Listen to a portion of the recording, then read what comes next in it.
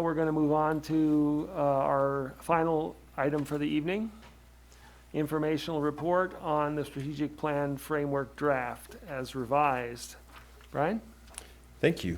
Presenting our strategic plan update this evening is our district's Chief Equity and Academic Officer, Ms. Marlena Gross-Taylor. Marlena, welcome. Thanks for being here.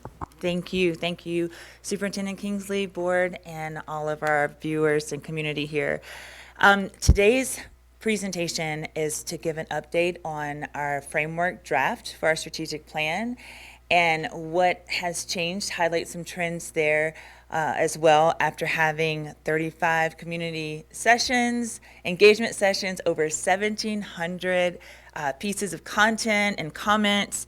And I do want to give a special recognition and thanks to our director of what do you do now, Brett Larson? No. Special projects, because Brett has just been amazing in all of this. It is a lot of work. He has helped to really just get all of our community engagement sessions together, has emceed almost all of them completely, and just really wanted to just thank you for your work and in putting much of what you see here together as well. So as you see here, we're going to go over where we are in our strategic planning process. We'll talk about the refined draft, and as Superintendent Kingsley mentioned in his comments earlier today, we'll get a little more detail around our community survey and finalize our framework, talk about what that looks like, as well as what our action teams look like. So it is with great pleasure that we can check off step 3 being completed, community engagement session. We are officially at step 4 of our strategic plan development process. And in this step, as you can see here in this chart, that number 1, we are conducting our PSD staff and community survey, as we mentioned earlier. And the survey dates are from November 28th through December 11th, and we'll talk a little bit more about that. Also in step 4, we will refine our framework draft once again after the survey is over. So we'll share more about that as well. And then we'll determine phasing for all of the different strategies that you see over the next 3-year period, as well as officially turn our strategic framework draft into our official strategic plan framework. So we're really excited about that. And that will coalesce in March 2023, and we will share what that final plan framework is, along with what our phasing is for all of the strategies that we have listed in the framework and what our phase 1 action plans actually are. All of those things that you see here will be public, will be on our website as we complete step 4 in the process. So let's talk about our community engagement sessions. If you are watching online or even here live, if you click in the online board agenda, you will see several attachments, and board members, I believe you have those in front of you as well. You'll see several attachments that we will reference throughout this time. First of all, this is what the original draft, the first draft that we took out to the community looked like. And for some of you, you might be able to quote certain parts of this draft, but this is what it originally looked like. And so after coding all those 1,700 plus comments on the draft from our engagement sessions, there were a couple of themes that I wanted to point out to you. The first, and just the general themes, our general themes that we noticed, is that the layout of the strategic plan framework draft was easy to read and understand, and that's really important.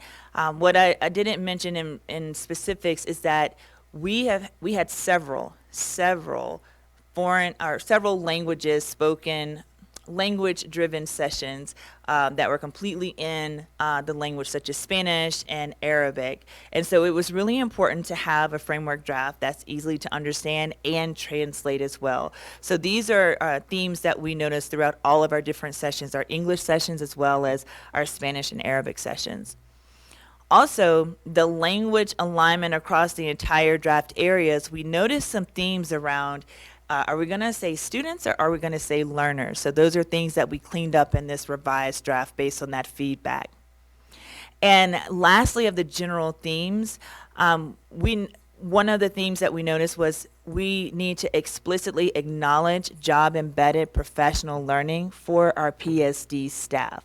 So these are all gathered from all of the comments that we had in our strategy teams, which were about 60 people or so, came together and helped to also highlight what the themes might be.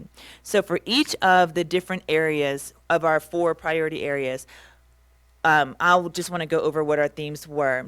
For safety, by and large, our safety district priority areas were well received and much appreciated. Our feedback that we received is that the acknowledgement of both physical and emotional safety strategies. And so we tried to make sure that we included more of that. So our strategy teams that worked for just safety worked on that in particular. So I want to just bring your attention to the red line version that's in the attachments for safety. And you can actually see the red line version, how that changed from the trends or the themes that our strategy teams noticed from all of the different comments. So we wanted to make sure we included more language around physical and emotional safety strategies, and you can see what that actually looks like. For our graduate with options, we wanted to include language that is supportive of all graduation pathways and post-secondary options. And these are the themes we noticed in all of the feedback, as well as strengthen both student and family communications of graduation pathways and career options.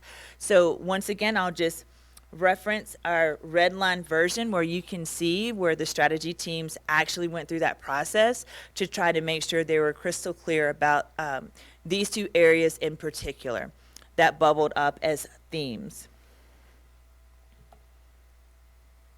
For mental health,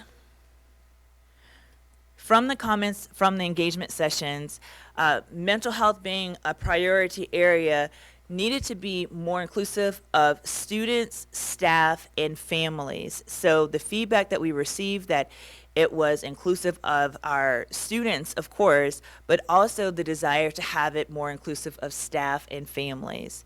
Also, we noted that it was important for students to see themselves in the identities of their teachers, leaders, and the mental health professionals. So when you look at the red line version of mental health and belonging, you'll see very clearly where our strategy team for mental health and belonging priority area made those changes as well. And then lastly, but certainly not least, literacy.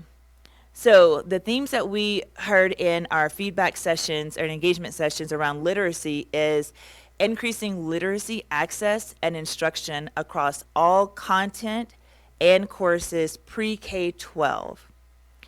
We also heard that we needed to be very explicit or more explicit in expanding layers of support to include students with reading challenges such as dyslexia, our linguistically diverse students.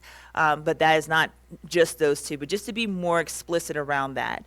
So when you look at the red line version for literacy, you'll also see where the strategy teams for literacy made those changes here, okay? So from all of the red line pieces, we put together a draft number 2, and I do have this on larger print paper if you would like to see it on a larger print paper. And same for anyone listening, we're happy to provide this, but you'll see that we have our version 2, our draft 2 right now. And it is with this that we are going to go out and test this with our community, with our teachers, our staff, and most importantly, our students in the next couple of weeks in our survey. So I know it may be hard to read here, but once again, we do have this linked in the board meeting agenda as well. So we're going to take this here that you see, and we're going to ask via survey our community and all of our stakeholders, once again, did we get it right? Did we hear you correctly? Did we make the changes that were trending to the top of what we needed to do? So let's talk about the community survey. So our PSD community survey will be based on this revised strategic plan framework draft. The survey will open from November 28th through December 11th. And it really is a time for all of our stakeholders to really be a part of this. So if they were not able to come to the engagement sessions that we provided, they can still give their feedback here. And what really excites me in this process is actually my favorite part is being able to get the students' voices. So we are working with principals, and they are already starting to plan out time during this window for grades 4th through 12th to actually take the survey. And that's in line with how we normally give in-school surveys from grades 4th through 12th.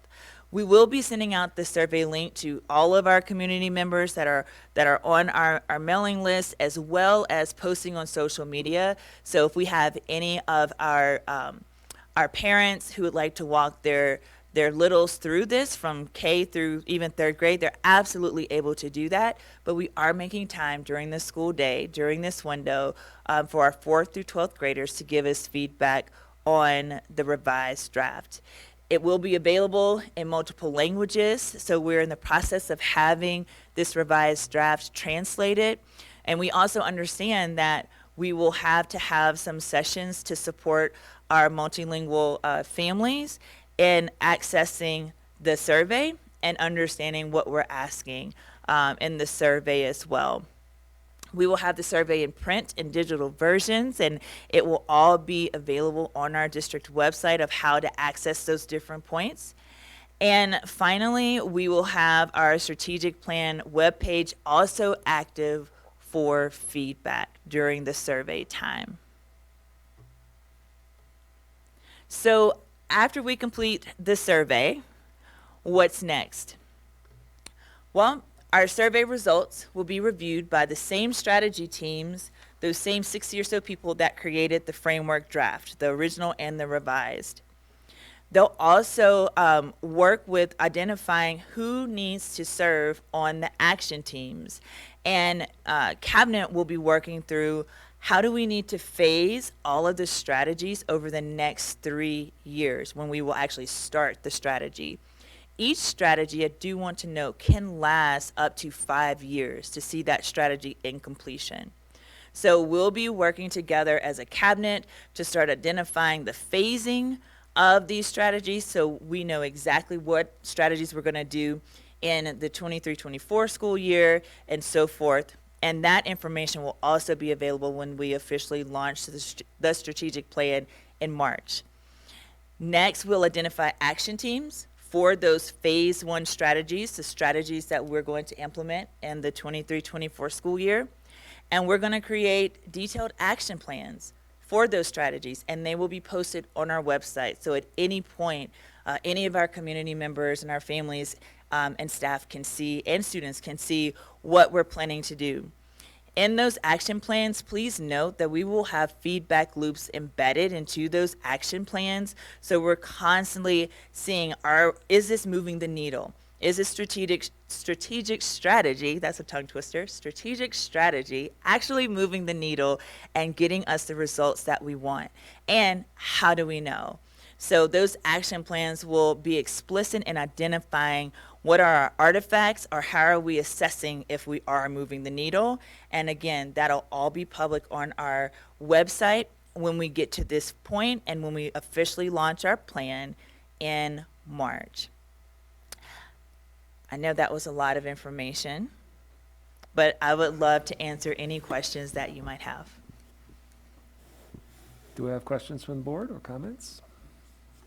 Go ahead, DJ. I had one question about with the safety aspect. One of the things that I had heard out there was too about the data safety and student data and kind of the cyber security aspect. And I was wondering if that